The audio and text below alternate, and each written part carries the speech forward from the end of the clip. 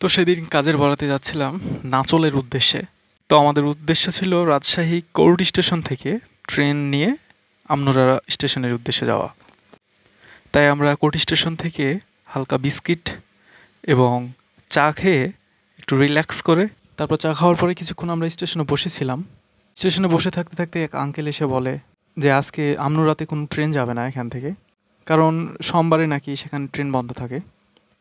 তাই আমরা স্টেশন ত্যাগ করে রাজশাহী সিটি বাইপাসের কাছে আসি।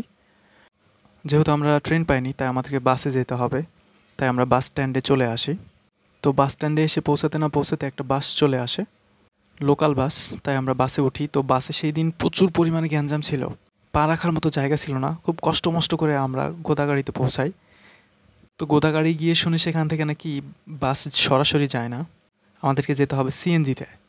তারপরে গোদাগাড়ি থেকে আমরা সিএনজিতে উঠি এবং সিএনজি নিয়ে আমনোরার উদ্দেশ্যে যাই, কারণ সেখান থেকেও নাকি সরাসরি না চলে যাওয়া যায় না, প্রথমে আমনোরাতে যাওয়া লাগে, তারপরে আমনোরা থেকে না চলে। তো যাওয়ার পথে সাফিনা পার্কের গেট দেখতে পাই। তারপর সিএনজি থেকে নেমে আমরা আবার আমনোরা থেকে নাচলের বাসে উঠি। তো সেটাও ছিল লোকাল বাস আর প্রচুর গ্যাঞ্জাম। তো বাসে উঠে আমরা সামনের দিকে সিট না পেয়ে একদম শেষের দিকে যাই, এবং বাসের মানে সিটের অবস্থা এমন ছিল যে পা রাখার মতো জায়গা ছিল না, এবং পা রাখার মতো জায়গা থাকলেও কিন্তু পা মনে হচ্ছে যে আটছে না, মানে জায়গা সংকীর্ণ। তো যাই হোক, কষ্ট মষ্ট করে আমরা পৌঁছে যাই নাচলে, এবং সকালবেলা যেহেতু আমরা খাওয়া দাওয়া করে বের হইনি, তাই নাচল হোটেলে গিয়ে আমরা নাস্তা করার উদ্দেশ্যে হাতটা ধুয়ে নিই এবং নাস্তার টেবিলে বসি, এবং সেখানে আমরা পুরি খাই। তো নাচলের হোটেলগুলো বেশ নিট অ্যান্ড ক্লিন, খুবই ভালো লেগেছে।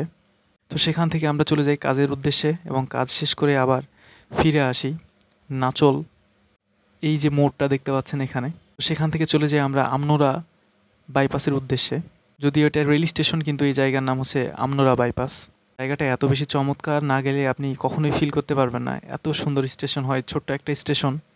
জায়গাটা এবং দৃশ্যটা মানে এটা ভাষায় প্রকাশ করার মতো না, অতুলনীয় একটা জায়গা। এর আগেও বহুদিন আগে আমি এই স্টেশন দেখেছি, কিন্তু দূর থেকে দেখেছি, স্টেশনের ভেতরে প্রবেশ করা হয়নি কখনো।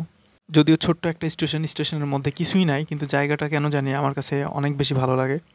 এখানকার প্রাকৃতিক দৃশ্যটা আসলে ভাষায় প্রকাশ করার মতো না। মানে এখানকার স্টেশন থেকে যে ভিউটা পাওয়া যায় এটা মানে অসামান্য একটা ভিউ। এই ভিউটা just awesome, just looking like আ ওয়াও। এই ভিউটা যতবারই দেখি আমার মনটা একদম কেড়ে নেয়, এত সুন্দর একটা ভিউ। তারপরে আমরা রাজশাহী যেহেতু ফিরে আসবো, সেহেতু আমরা ট্রেনের জন্য সেখানে ওয়েট করি। তো আমাদের ট্রেন 1 ঘন্টা পরে আসার কথা, তো প্রায় 1.5 ঘন্টা পর, তার মানে 30 মিনিট লেট করে কিন্তু আমাদের স্টেশনে ট্রেন এসে পৌঁছায়। ঠিক ততক্ষণে আমি স্টেশনের ভিডিওটা নিতে থাকি। আমনোরা বাইপাস আপনারা দেখতে পাচ্ছেন, খুব ছোট্ট একটা স্টেশন। তো যাই হোক, 1.5 ঘন্টা অপেক্ষা করার পরে অনেক মানুষ জমে গেছে স্টেশনে। আমরা যখন ফার্স্ট টাইম যাই তখন কিন্তু কোনো মানুষই ছিল না। তারপরে দেখতে পাচ্ছি যে ট্রেনের শব্দ, তারপরে একটু একটু দেখা যায় যে ওই যে দূর থেকে একটা ট্রেন আসছে। তো এই ট্রেনটাই মূলত রাজশাহীর উদ্দেশ্যে রওনা হবে, অ্যান্ড লোকাল ট্রেন খুবই একদম ধীর স্থিরভাবে আসছিল। যেহেতু সামনে স্টেশনে থামা লাগবে, সেজন্য ট্রেনটা খুবই ধীরে ধীরে আসছিল। তো সকল স্টেশনের মানুষগুলা যে যার মতো প্রস্তুতি নিচ্ছিল ট্রেনে ওঠার জন্য। আমরা রেডি হয়ে আছি যে ট্রেন এসে থামবে, অমনি একটা বগি, ফাঁকা বগি দেখে আমরা ট্রেনে উঠে যাব। যেহেতু লোকাল ট্রেন, আর লোকাল ট্রেনে প্রচুর পরিমাণে গ্যাঞ্জাম থাকে, প্রতিনিয়ত এখানে মানুষ যাতায়াত করে। তো যাই হোক, আমরা ফাইনালি ট্রেন আসার পরে অনেক কষ্ট করে এই ভিড় ঠেলে ট্রেনের মধ্যে উঠে পড়ি, অ্যান্ড ফাইনালি আমাদের সেখান থেকে আসতে মোটামুটি 1 ঘন্টা সময় লেগে যায়। 1 ঘন্টা পরে আমরা রাজশাহী স্টেশনে পৌঁছাই, অ্যান্ড ট্রেন থেকে নেমে এখন আমরা আমাদের রুমের উদ্দেশ্যে রওনা হই। তো বরাবরের মতোই এই জার্নিতেও আমার সাথে ছিল রুহুল, অ্যান্ড তার সাথে যতগুলো জার্নি করি খুব মানে আমি এনজয় করি জার্নিগুলা। আর এটা দেখতে পাচ্ছেন রাজশাহী শিরোল স্টেশন, যেটাকে বলা হয় রাজশাহী স্টেশন।